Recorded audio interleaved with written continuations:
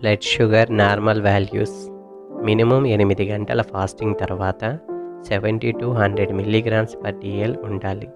తిన్న 2 నుంచి 3 గంటల తర్వాత 140 mg/dl కంటే తక్కువ ఉండాలి.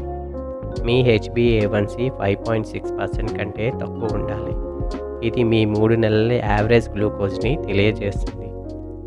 HbA1c యాక్యురసీ ఎక్కువగా ఉంటుంది ఫాస్టింగ్ మరియు పోస్ట్ ప్రాండియల్తో పోల్చుకుంటే. ప్రీ డయాబెటీస్ కండిషన్లో ఉన్నవారికి ఫాస్టింగ్ 100 to 125 mg/dl మధ్య ఉంటుంది. తిన్న 2 నుంచి 3 గంటల తర్వాత 140 to 180 mg/dl మధ్య ఉంటుంది.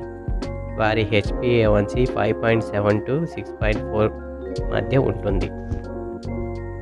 డయాబెటిక్ కండిషన్లో ఉన్నవారికి ఫాస్టింగ్ 126 mg/dl కంటే ఎక్కువ ఉంటుంది.